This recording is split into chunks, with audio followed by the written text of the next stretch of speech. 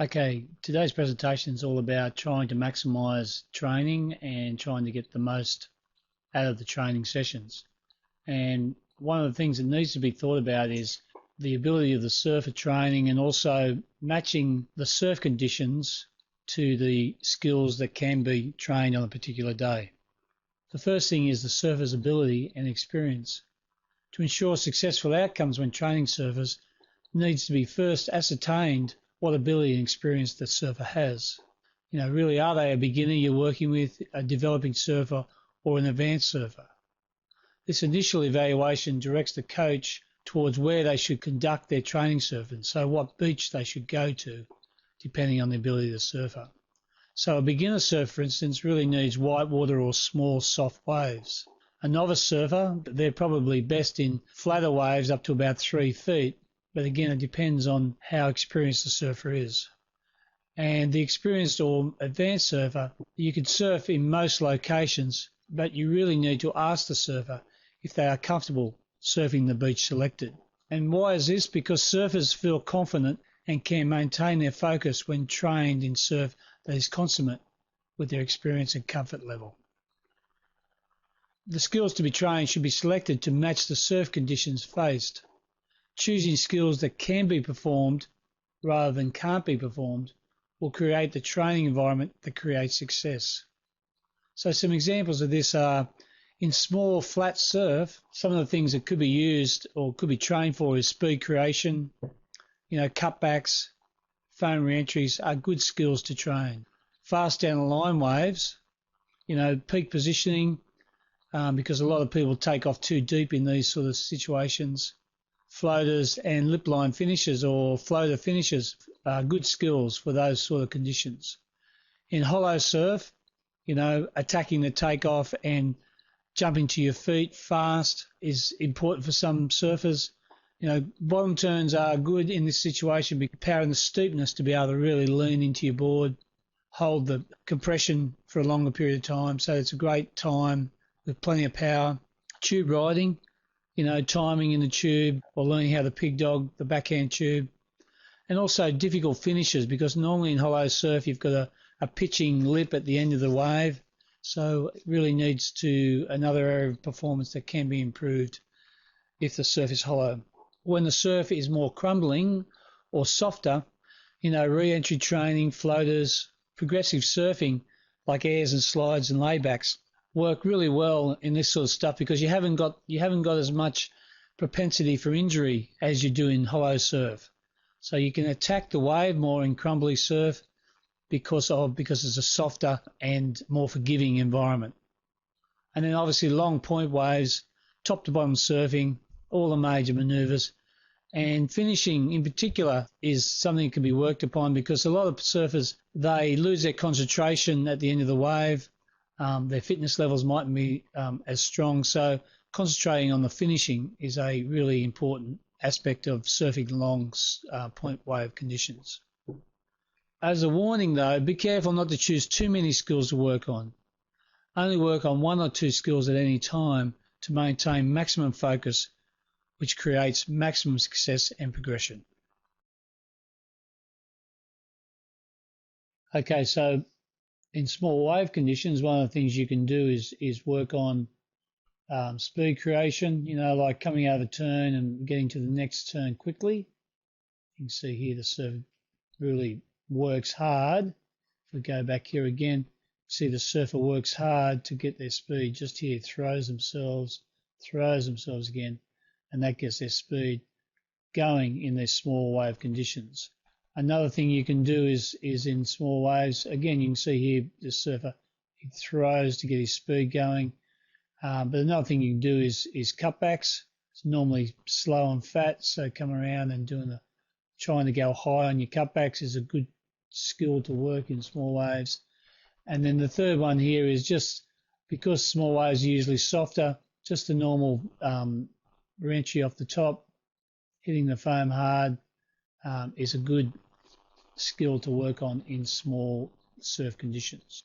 In down the line conditions, taking off in a position that allows you to make the wave and get a combination of manoeuvres is an important thing, and a lot of people in these down the line type of manoeuvres or these type of waves, they struggle with their peak position.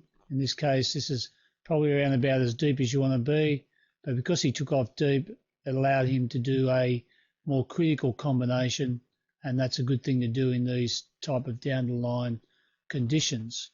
Another thing that works well in these things is floaters. So floating over sections so that you come off the floater, and in this case he does 2 floaters, and what that does, it gets him through the longer sections, and then maybe the next section is where he could get more radical with a snap, a layback, maybe an aerial. But the float is important. And the third one here is that a lot of times when you have long, fast waves, you have to learn to rail the rail, and often you'll come to a difficult finish.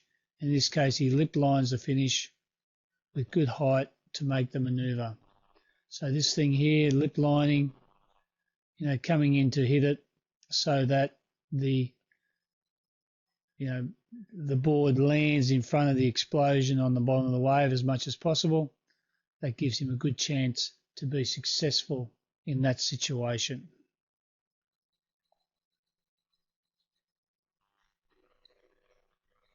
In hollow surf conditions, one of the big things for a lot of people is actually getting to their feet fast. The 2 things, you've got to break the ledge, and you can see here, this is probably the ledge just around here somewhere in front of the ledge, up to your feet fast, and then you've got a good chance to make the drop, and in this case he gets a good tube because of the drop being made. Another area of performance in hollow waves or steeper waves, if you like, is you can really work hard on your bottom turns. You can see the last presentation, one of the last presentations was ready, set, go. You can see he comes down, gets into a set position, and then goes or lifts himself out of the turn. Next wave again, comes down, set position again, comes around, and then does a nice off the top because of it. But again, in fatter waves, you can't do that because it hasn't got enough steepness or power. And then obviously, you can, in hollow waves, there's all sorts of things going on. There's the good late drop, bottom turn, practicing your pig dog stance, holding that position. And so you can do, you can have lots of fun in hollow waves, but you can also use it as a productive time to improve your performance. In crumbly type of sections, like where the wave's not really throwing out as much, you can work on your bottom. Well, in this case, you can see there's enough steepness here. Work on the bottom turn, re-entry section. Did a bit of a floater, and then you've got the softer finishing manoeuvre, so which he makes. They can all be done in this situation. You can see this again. It's a softer type of wave, smaller, comes off the bottom, and more working on the re-entry. Might be trying to get high on the re-entry hit is a good thing to do. And again, here you can see the front foot above the lip on impact, which is a positive thing to do when you do this type of manoeuvre. And then the third one here is progressive stuff. In small, softer waves, you can go for your manoeuvres more, and as long as there's enough water underneath you, you can the injury rate isn't as high because of the softness of the wave. If you've got a really steep, sucky wave, you're going for your airs, you can have lots more impact forces on landing, lots more stuff going on. So pick the moments when to do the airs, and crumbly sections are a good choice. In point surf type of conditions, you can come along and do good top to bottom surfing. And also you can vary your manoeuvres up if the opportunity arises.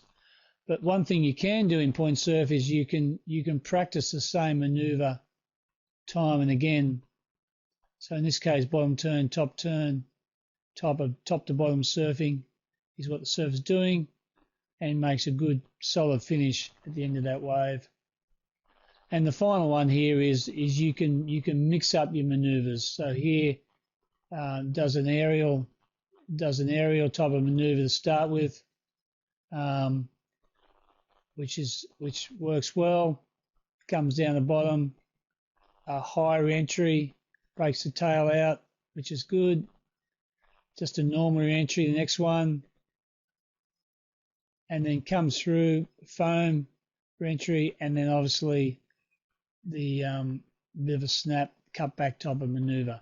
So in this particular wave, it might be that you're working with an advanced surfer, and it might be that you can work on let's try and make every manoeuvre different.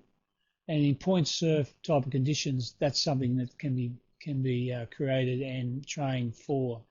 Finally, just assess how good the surfer is, what type of experience they've had, and match the surf to what their ability is, and also the skills being trained. If it's a fast down the line wave, you can't be going out training cutback manoeuvres because the waves won't allow you to do cutbacks because they're racing down the line too much. So pick the manoeuvres that can be performed, or pick the skills that can be used, and you'll find that training is more effective in the long term.